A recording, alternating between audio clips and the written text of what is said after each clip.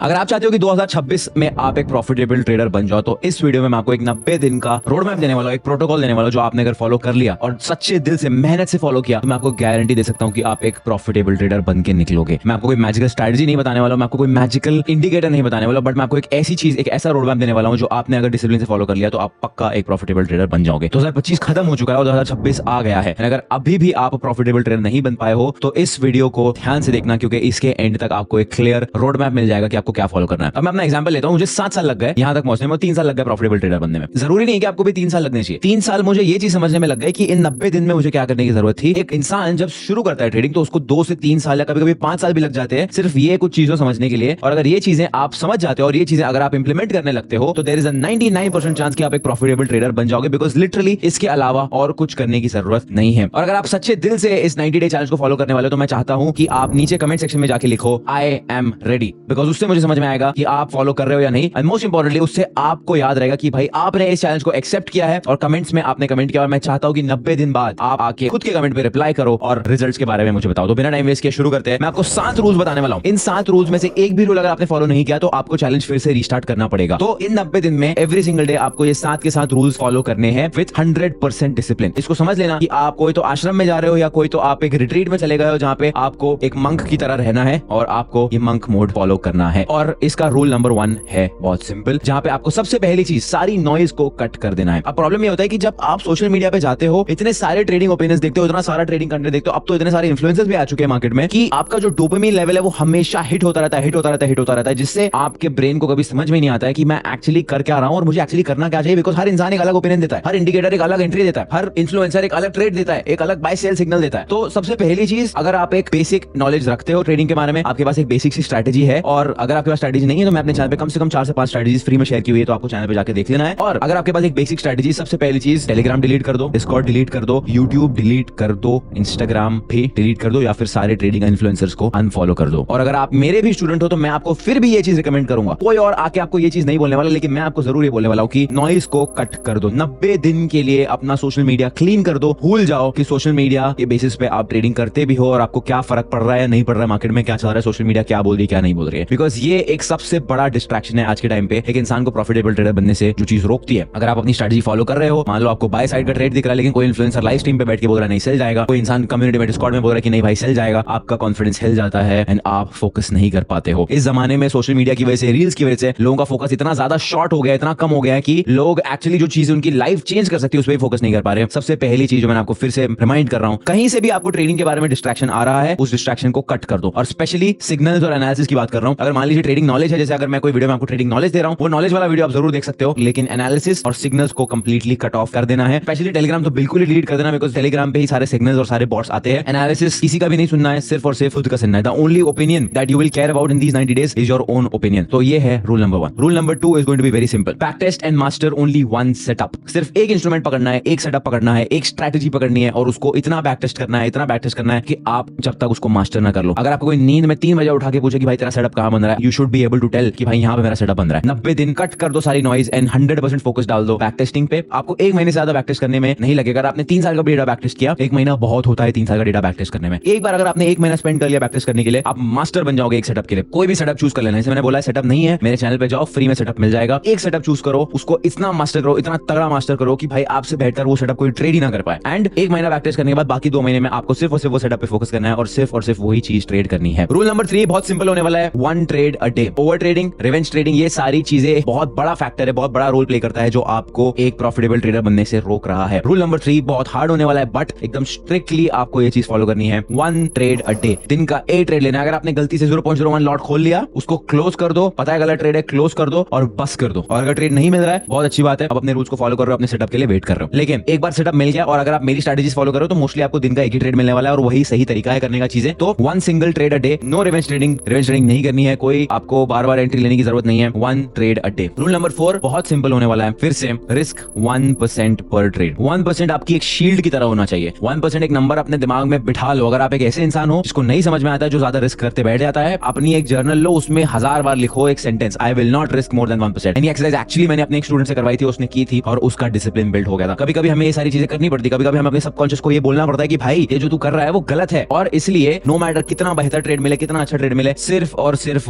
1% risk करना है। Imagine कर लो, ये सोच के चल लो कि ये 90 दिन में आप पैसा कमाने के लिए नहीं बैठे हो, लेकिन ये 90 दिन के बाद आप एक बेटर ट्रेडर जरूर बन जाओगे और उसके लिए आपको खुद को ट्रेन करना पड़ेगा कि मुझे सिर्फ और सिर्फ 1% रिस्क करना है। दैट मींस आप दिन में सिर्फ एक ट्रेड लोगे और सिर्फ उस पे 1% रिस्क करने वाले हो, नो मैटर वो कितना अच्छा भी ट्रेड हो जाए, बिकॉज यहाँ पे इन 90 डेज में आप प्रोसेस को मास्टर करने वाले हो, ना कि आप सबसे ज्यादा प्रॉफिट बनाने वाले हो। ये बात ध्यान में रख के चलना। रूल नंबर 5 बहुत सिंपल है, लेकिन अगेन इसको 90 डेज तक लगातार करना बहुत डिफिकल्ट होने वाला है। वो होने वाला है कि चैलेंज योरसेल्फ फिजिकली। कोई ऐसी चीज, कोई ऐसी एक्टिविटी रोज आपको करनी है 90 दिन के लिए जो आपको फिजिकली चैलेंज करती है। अब चाहे आपको जिम जाना है, चाहे आपको रनिंग के लिए जाना है, चाहे आपको बॉक्सिंग करना है, चाहे आपको एमएमए करना है, चाहे आपको जंप रोप करना है, स्किपिंग करना है, चाहे आपको स्विमिंग करना है, मुझे फर्क नहीं पड़ता, लेकिन एक चीज जो आपको रोज कम से कम 30 मिनट तक आपको करनी है एवरी सिंगल डे, जो आपको फिजिकली चैलेंज करे। अब क्या होता है कि बहुत सारे लोगों को ये समझ में नहीं आता है कि जो बाकी की चीजें आप ट्रेडिंग के अलावा करते हो वो भी आपकी ट्रेडिंग में बहुत ज्यादा बड़ा रोल प्ले करता है। कभी आपने देखा होगा कि क्रिकेटर्स वहां के टाइम पे फुटबॉल भी खेलते हैं। क्यों खेलते हैं? फुटबॉल खेलने की क्या जरूरत है जब वो क्रिकेटर्स है? This is called as accessory skills. Accessory skills का मतलब क्या होता है कि जब कोई प्रोफेशनल लेवल पे होता है, अगर मान लीजिए एक मैराथन रनर है, अगर एक मैराथन रनर को प्रोफेशनली और ज्यादा डिस्टेंस इंक्रीज करना है भागने के लिए, तो एक लेवल, एक सीलिंग हिट हो जाती है जहां पे वो और भागने से उनका कैपेसिटी इंक्रीज नहीं होता है। तो उस लेवल पे वो लोग क्या करते हैं? वो लोग दूसरी स्किल्स को मास्टर करने की कोशिश करते हैं जो वो उनकी मेन स्किल को सपोर्ट करेगा। इसलिए क्रिकेटर्स कभी कभी फुटबॉल खेलते हैं, एमएमए फाइटर्स कभी कभी फुटबॉल खेलते हैं। तो हम एज ट्रेडर्स, हमें दो एक्सेसरी स्किल्स की बहुत जरूरत है। एक जो हमें फिजिकली चैलेंज करेगी, अब वो कुछ भी हो सकता है। मैं पर्सनली बॉक्सिंग करना पसंद करता हूं, मैं पर्सनली जिम जाना पसंद करता हूं। आपको जो पसंद आता है आप वो कीजिए, लेकिन रोज कम से कम 30 मिनट के लिए खुद को फिजिकली चैलेंज करना है 90 दिन के लिए। इससे आपका डिसिप्लिन भी इंक्रीज होगा, आपका फोकस भी इंक्रीज होगा। अगर आप ऑलरेडी डिसिप्लिन नहीं हो ट्रेडिंग में, फिजिकली डिसिप्लिन होकर आप ट्रेडिंग में भी डिसिप्लिन बन पाओगे। अगला रूल ये होने वाला है कि do something that challenges you mentally. अब सबसे पहले ही ट्रेडिंग खुद ही इतनी ज्यादा मेंटली चैलेंजिंग चीज होती है, तो उसकी वजह से क्या होता है, हमारा माइंड फटीग हो जाता है और उसकी वजह से हम लोग जो है बाकी डे टू डे चीजों पे ध्यान नहीं देते, जिसकी वजह से हमारा जो मेंटल फटीग है वो बहुत जल्दी खत्म हो जाता है। तो इट समझ लीजिए एक मेंटल स्टैमिना की तरह है ये चीज। अब अगर आप ट्रेडिंग में पूरी एनर्जी डालोगे, पूरा फोकस डालोगे, तो आपका जो मेंटल स्टैमिना है वो बहुत जल्द खत्म हो जाएगा। लेकिन अगर ट्रेडिंग के अलावा भी आप कोई और ऐसी चीज करोगे जो आपको मेंटली चैलेंज करती है, तो आपका मेंटल स्टैमिना जो है वो धीरे धीरे बढ़ता जाएगा, बढ़ता जाएगा, बढ़ता जाएगा। तो मैं पर्सनली चेस खेलना बहुत पसंद करता हूं। मैं कुछ खास नहीं खेलता हूं, मैं प्रोफेशनल नहीं हूं, लेकिन मैं सिर्फ और सिर्फ अपने मेंटल स्टैमिना को इंक्रीज करने के लिए एक ऐसी स्किल यूज करता हूं, एक ऐसी चीज करता हूं जो मुझे मेंटली भी चैलेंज करे। तो अगला रूल ये होने वाला है कि आपको रोज 90 दिन के लिए कम से कम कोई एक ऐसी चीज करनी जो आपको मेंटली चैलेंज करे। अब या तो वो चेस हो सकता है, या तो आप बुक पढ़ सकते हो, या कुछ भी करो, लेकिन कुछ ऐसा करो जो आपको मेंटली चैलेंज करता है। आपका लास्ट रूल ये होने वाला है कि हर दिन खत्म होने के बाद आपको खुद को एक ऑडिट करना है, खुद को एक चेक देना है कि भाई आज मैंने सारी चीजें फॉलो की है नहीं। तो आज आप अगर उठते हो सुबह में, तो क्या आपने सिर्फ और सिर्फ एक सेटअप पे काम किया, क्या आपने सिर्फ और सिर्फ एक ट्रेड लिया, क्या आपने सिर्फ और सिर्फ 1% रिस्क किया या नहीं। अपने पूरे ट्रेड को जर्नल करके उसका एक ऑडिट करने की, क्या मैंने ट्रेडिंग परफॉर्मेंस अच्छे से किया। फिर आप फिजिकली जो भी चीज कर रहे हो उसके ऊपर आपको एक जर्नल बनानी है। अलग से जर्नल बनाने की जरूरत नहीं है, बट एक सेम जर्नल में आपको ये सारी चीजें नोट डाउन करनी है कि ठीक है, डे 1 पे मैंने फिजिकली क्या क्या किया, कितने मिनट के लिए किया, क्या मैंने अपना 100% दिया या नहीं दिया, मेंटली मैंने क्या क्या किया, क्या मैंने अपना रिस्क प्रॉपर्ली मैनेज किया, भले ही लॉस हो या प्रॉफिट हो, क्या मैंने अच्छे से ट्रेड एक्सिक्यूट किया या नहीं। एंड ऑफ द डे आपको ये चेकलिस्ट करना बहुत ज्यादा जरूरी है। और एक बात याद रखना, ये 90 डेज नॉन स्टॉप आपको ये चीज करनी है, एक भी दिन मिस नहीं होना चाहिए। अगर एक भी दिन में एक भी चीज मिस हो जाती है, आपका रीसेट हो जाएगा चैलेंज, एंड आपको फिर से शुरू करना पड़ेगा। बिकॉज एक कहावत है, अगर आपने कोई चीज 21 दिन तक कर ली तो उसको आप लॉन्ग पीरियड तक कर सकते हो, लेकिन अगर आपने कोई चीज 90 दिन तक कर ली तो आप उसको जिंदगी भर कर सकते हो। बहुत सीरियसली लेना है चैलेंज को, आपकी जिंदगी का सवाल है। अगर आपने ये चीज कॉन्कर कर ली, आप खुद के माइंड को कॉन्कर कर पाओगे, उसके बाद आपके लिए प्रॉफिटेबल ट्रेडर बनना बहुत ज्यादा आसान हो जाएगा। फिर से अगर आप ये चैलेंज लेने के लिए रेडी हो, कमेंट करना है नीचे आई एम रेडी, एंड 90 दिन बाद मैं आपके सारे कमेंट्स का रिप्लाई चेक करने के लिए आऊंगा कि कितने लोगों ने इसको प्रॉपर्ली किया है एंड उसके बाद उनको क्या रिजल्ट्स मिले। All the best.